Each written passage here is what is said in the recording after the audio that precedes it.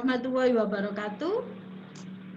Waalaikumsalam warahmatullahi wabarakatuh. Bagaimana kabarnya hari ini anak-anak? Alhamdulillah Baik. Alhamdulillah Sehat. Sehat semuanya? Luar biasa. Dan saya berharap kalian dalam keadaan sehat-sehat selalu. Kemudian di masa pandemi yang seperti ini jangan lupa menjaga kesehatan, selalu mencuci tangan dan juga selalu menggunakan masker ketika bepergian. Kita berdoa dulu ya anak-anak. Ibu pimpin berdoa mulai. Selesai. Untuk presensi hari ini sudah Ibu kirim ke WA grupnya kalian masing-masing. Nanti silakan kalian presensi di sana ya. Iya. Ya. Ibu mulai ya. Komunikasi bisnis. Yes. Kurang serentak. Yes. Komunikasi bisnis. Yes. Pada pembelajaran hari ini tadi sudah Ibu sampaikan ya, masih bersama dengan mata pelajaran komunikasi bisnis. Kemudian untuk kompetensi dasarnya masih sama seperti minggu lalu, kita melakukan analisis produk dan pelayanan. Kemudian untuk AD keterampilannya melakukan rekomendasi produk dan pelayanan. Dan juga nanti di akhir pembelajaran kalian akan Ibu tampilkan di situ tujuannya kalian akan mampu membuat analisis tahap-tahap keputusan pembelian dengan benar melalui pengamatan video tersebut.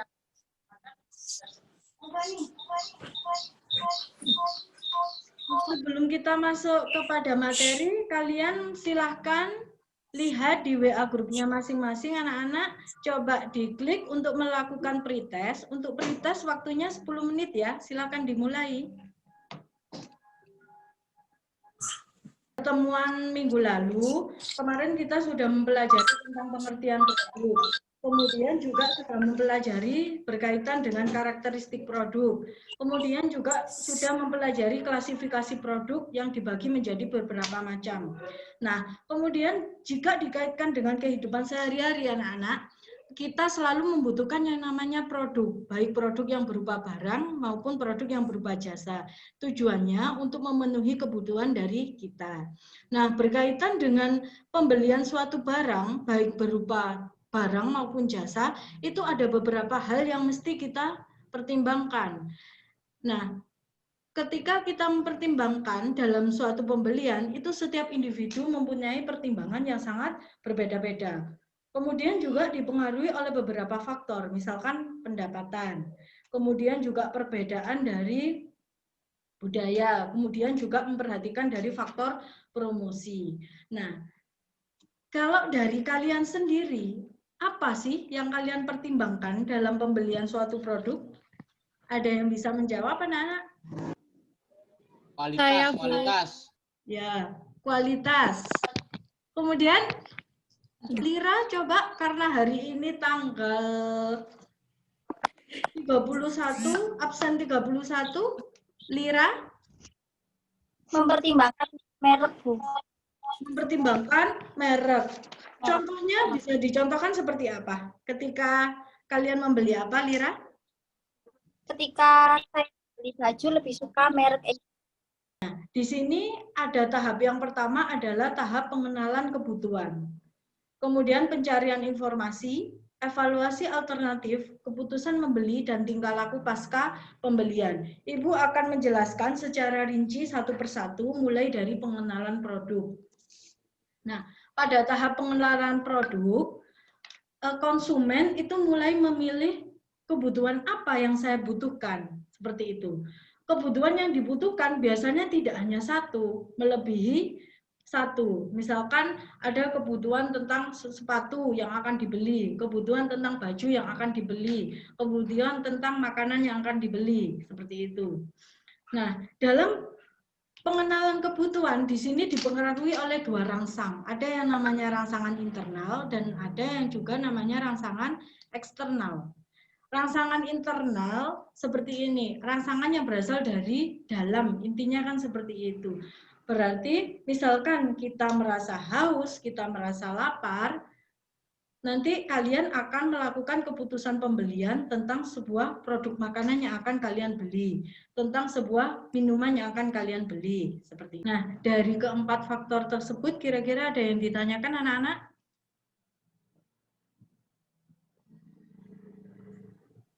Saya, Bu.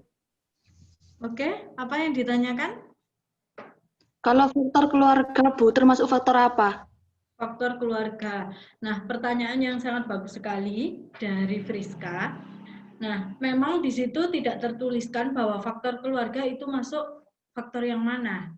Nah, kalau kita amati, faktor keluarga itu masuk ke dalam faktor sosial, di mana faktor sosial itu dibagi menjadi 3.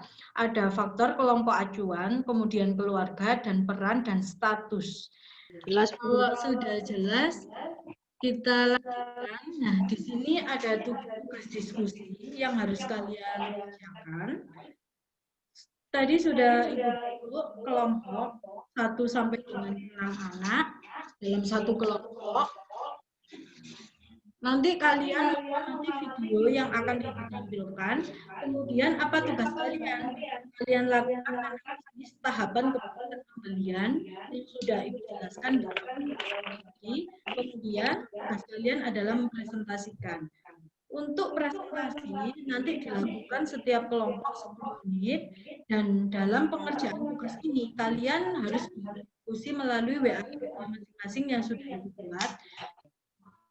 Coba kalian amati.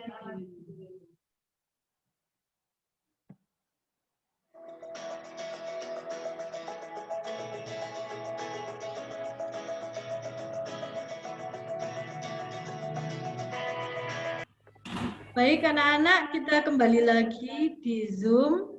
Kalian tadi sudah bersama kelompoknya saling mendiskusikan berkaitan dengan video yang sudah Ibu tampilkan. Kelompok 1 silakan dipresentasikan hasil dari diskusi kalian. Baik, Bu. Assalamualaikum warahmatullahi wabarakatuh. Waalaikumsalam. Waalaikumsalam warahmatullahi wabarakatuh. Saya perwakilan dari kelompok 1 ingin mempresentasikan hasil diskusi kami mengenai kesimpulan dari video yang telah diputar. Pada video tersebut, terdapat tahap-tahap keputusan pembelian. Yang pertama, pengenalan produk. Pada tahap pengenalan produk, seseorang mencari kebutuhan yang dibutuhkan.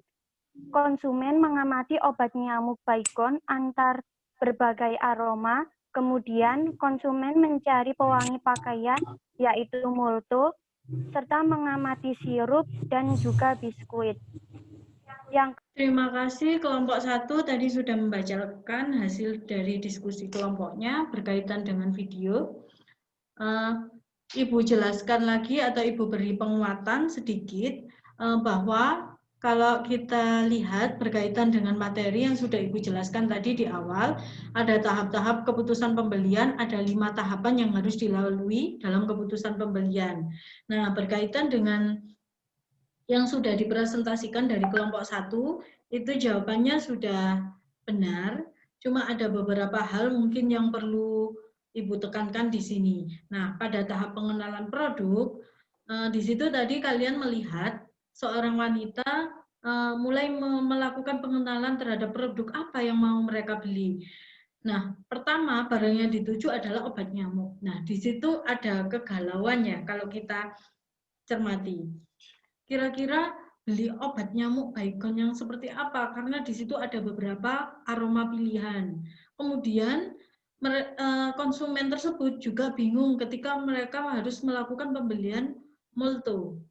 Kemudian juga pembeli mengamati beberapa produk lain, contohnya seperti sirup, kemudian biskuit. Nah, pada tahap kedua melakukan pencarian. Pencarian yang dilakukan oleh konsumen tersebut banyak caranya. Yang pertama adalah dengan menelpon temannya. Kemudian ada juga dengan melihat brosur yang ada, yang terpampang pada supermarket tersebut. Kemudian juga membandingkan beberapa macam harga, kemudian melihat tester aroma yang disediakan pada supermarket tersebut. Kemudian harus mengerjakan post test yang sudah Ibu kirim linknya di WA grup kalian masing-masing. Anak-anak, kesimpulan apa yang dapat kita ambil dari pembelajaran pada pagi hari ini? Kesimpulannya adalah yang pertama, tahap keputusan pembelian ada 5. Yang pertama, pengenalan kebutuhan, pencarian informasi, evaluasi alternatif, keputusan membeli, dan tingkah laku pasca pembelian. Ada yang lain mungkin berkaitan dengan pengertian keputusan pembelian tadi di awal? Bahwa tadi dijelaskan keputusan pembelian adalah suatu tindakan yang dilakukan oleh konsumen untuk melakukan pembelian terhadap suatu produk. Kemudian benar sekali tadi yang sudah diungkapkan Mbak Olivia, di situ ada beberapa tahap-tahap dalam keputusan pembelian, ada 5, pengenalan produk, pencarian informasi, kemudian evaluasi alternatif, keputusan pembelian, sampai dengan tahap tingkah laku pasca pembelian. Nah, kalau sudah, Mantap. Ibu rasa untuk pembelajaran pada pagi hari ini cukup. Saya ucapkan terima kasih bagi yang sudah mengikuti pembelajaran hari ini, sudah join di Zoom. Kemudian sebelum Ibu akhiri pembelajaran, kita berdoa terlebih dahulu. Berdoa, mulai.